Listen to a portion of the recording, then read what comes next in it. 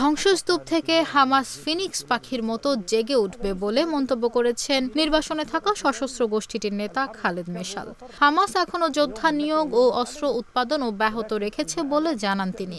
গাজা যুদ্ধের 1 বছর পূর্তিতে বার্তা সংস্থা রয়টার্সকে দেওয়া এক সাক্ষাৎকারে এসব কথা বলেন এই হামাস নেতা। গত 1 বছর ধরে ফিলিস্তিনের স্বাধীনতাকামী সংগঠন হামাসের বিরুদ্ধে গাজা উপত্যকায় আগ্রাসন চালাচ্ছে দখলদার ইসরায়েল। যদিও এই আগ্রাসনে হামাসের সদস্য কম, বরং বেশি নিহত হয়েছে বেসামরিক ফিলিস্তিনিরা, যার মধ্যে 28,000 নারী ও শিশু। এই যুদ্ধের 1 বছর পূর্তিতে হামাসের সাবেক প্রধান খালেদ মেশাল রয়টার্সকে জানান, গত 1 বছরে ইসরায়েলের সঙ্গে যুদ্ধে ব্যাপক ক্ষয়ক্ষতি হয়েছে ঠিকই, কিন্তু ফিনিক্স পাখির মতো ধ্বংসস্তূপ থেকে আবারও উঠে দাঁড়াবে হামাস। এখনও ফিলিস্তিনি স্বাধীনতাকামী সংগঠনটি যোদ্ধা নিয়োগ ও অস্ত্র উৎপাদন অব্যাহত রেখেছে বলে জানান তিনি। খালেদ মেশাল বলেন, ফিলিস্তিনি ইতিহাস চক্রাকার সংগ্রামের এক এক পর্যায়ে আমাদের অনেকে শহীদ হয়, সেই সাথে সামরিক সক্ষমতাও কিছুটা হারাই, কিন্তু ফিলিস্তিনি চেতনা পৌরাণিক ফিনিক্স পাখির মতোই শক্তিশালী হয়ে ফিরে আসে। অনেক বছর বেঁচে এ পাখি আগুনে পুড়ে মৃত্যুবরণ করে, এরপর নিজের ছাই থেকেই আবার নতুন করে জন্ম নেয়। খালেদ মেশাল জানান, এই 1 বছরে হামাসের অনেক অস্ত্র ও গোলাবারুদ ধ্বংস হয়েছে, কিন্তু হামাস যোদ্ধারা এখনও ইসরায়েলি সেনাদের বিরুদ্ধে গুপ্ত হামলা চালাতে সক্ষম বলে জানান তিনি। এই হামাস নেতা বলেন, আমাদের যথেষ্ট পরিমাণ গোলাবারুদ ও অস্ত্রশস্ত্র ধ্বংস করা হয়েছে, কিন্তু হামাস এখনও তরুণদের নিয়োগ দিচ্ছে। এছাড়া গোলাবারুদ ও অস্ত্র উৎপাদনও অব্যাহত রয়েছে। আর যুদ্ধ পরবর্তী গাজার কি হবে সেটা নিয়ে ইসরায়েল কোনো পরিকল্পনা প্রকাশ করেনি, আর এটি হামাসকে পুনঃপ্রতিষ্ঠিত করার ক্ষেত্রে সহায়ক হতে পারে। 1996 থেকে 2017 সাল পর্যন্ত হামাসের নেতৃত্বে ছিলেন খালেদ মেশাল। 1997 সালে ইসরায়েল তাকে বিষ প্রয়োগ করে হত্যার চেষ্টা করলেও বেঁচে যান তিনি। ইসরায়েলের কাছে ফ্রান্স আর কোনো অস্ত্র সরবরাহ করবে না বলে জানিয়েছেন দেশটির প্রেসিডেন্ট ইমানুয়েল মাখোঁ। একই সঙ্গে তিনি অন্যদেরকেও ইসরায়েলের উপর অস্ত্র নিষেধাজ্ঞা দেওয়ার আহ্বান জানিয়েছেন। বার্তা সংস্থা এএফপি জানিয়েছে, গত শনিবার ফ্রান্স ইন্টার রেডিওতে বক্তৃতা দেন ইমানুয়েল মাখোঁ। ওই বক্তৃতায় তিনি বলেন, আমার বিশ্বাস এই সময়ের অগ্রাধিকার হলো একটি রাজনৈতিক সমাধান খুঁজে বের করা এবং গাজায় যুদ্ধ ও হত্যা বন্ধে ইসরায়েলকে অস্ত্র সরবরাহ না করা। আমরা ইসরায়েলকে আর কোনো অস্ত্র দেব না।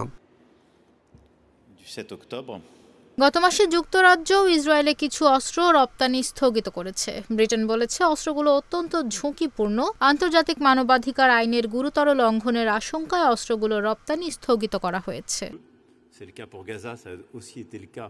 লেবাননে ইসরায়েলি বাহিনীর স্থল অভিযানেরও কড়া সমালোচনা করেছেন মাখোঁ। তিনি বলেন, যুদ্ধের বিস্তৃতি কমিয়ে আনা উচিত। লেবাননের জনগণকে এভাবে ধ্বংসযজ্ঞের দিকে ঠেলে দেওয়া ঠিক হবে না। লেবানন আরেকটি গাজা হতে পারে না।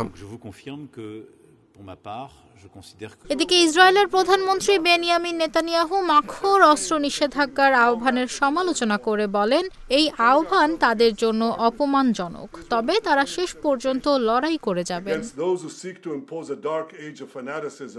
গত বছরের 7 অক্টোবর ইসরায়েলের দক্ষিণাঞ্চলে হামলা চালিয়ে প্রায় 1200 মানুষকে হত্যা করে ফিলিস্তিনের স্বাধীনতাকামী সংগঠন হামাস। পাশাপাশি 250 জনেরও বেশি মানুষকে জিম্মি করে নিয়ে যায় সশস্ত্র গোষ্ঠীটি। এই হামলার জবাবে ওই দিনই গাজায় বোমা হামলা চালানো শুরু করে ইসরায়েলি সেনাবাহিনী। এর কিছুদিন পরই শুরু হয় স্থল অভিযান, যা এখনও অব্যাহত আছে। ইসরায়েলের হামলায় গাজায় প্রাণ হারিয়েছে প্রায় 42,000 ফিলিস্তিনি। ভারতের জম্মু ও কাশ্মীরের বিধানসভা নির্বাচনের ভোট গণনায় হেভিওয়েট প্রার্থীদের মধ্যে এগিয়ে আছেন সাবেক মুখ্যমন্ত্রী ওমর আবদুল্লাহ। এরপর রয়েছে বিজেপির রবীন্দর রায়না, তবে পিছিয়ে পড়েছেন মেহবুবা মুফতির কন্যা ইলতিজা। ভারতীয় সংবাদ মাধ্যম এনডিটিভি জানিয়েছে, জম্মু ও কাশ্মীরে ন্যাশনাল কনফারেন্স এবং কংগ্রেস জোট 49টি আসনে এগিয়ে গিয়েছে। এখানে বিজেপি এগিয়ে আছে 25টি আসনে। কড়া নিরাপত্তার মধ্যে হরিয়ানা এবং জম্মু কাশ্মীরে আজ সকাল 8টা থেকে শুরু হয়েছে ভোট গণনা। জম্মু ও কাশ্মীরে 3টি দফায় বিধানসভা নির্বাচন হয়েছে গত 18 সেপ্টেম্বর, 25 সেপ্টেম্বর এবং 1 অক্টোবর। নির্বাচন কমিশনের তথ্য অনুযায়ী 3টি দফায় জম্মু ও কাশ্মীরে মোট 63.88% ভোট পড়েছে। পিপলস পালসের সমীক্ষা বলছে জম্মু ও কাশ্মীরে একক বৃহত্তম দল হতে পারে ন্যাশনাল কনফারেন্স, জিততে পারে 33 থেকে 35টি আসন। কংগ্রেস 13 থেকে 15টি আসনে জিততে পারে। বিজেপি জিততে পারে 23 থেকে 37টি আসন। পিটিভির ঝুলিতে যেতে পারে 7টি থেকে 11টি আসন, অর্থাৎ ইন্ডিয়া জোট মিলে একক সংখ্যাগরিষ্ঠতা পেতে পারে।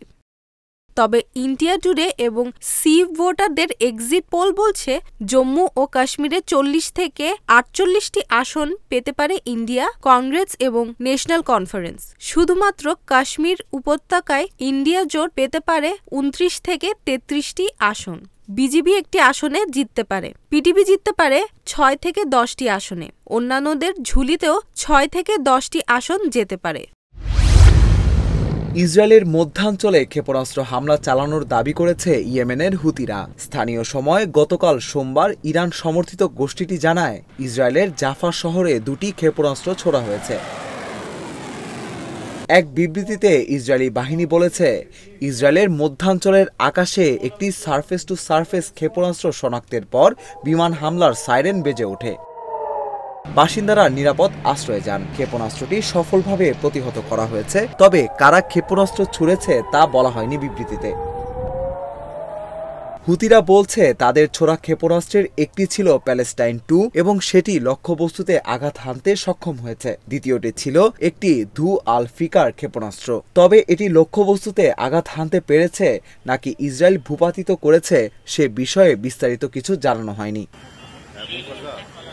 ইরান সমর্থিত এই গোষ্ঠীটির দাবি অভিযানে সফলভাবে উদ্দেশ্য অর্জন করেছে তারা, তবে হামলায় হতাহতের বিষয়ে কিছু জানায়নি গোষ্ঠীটি।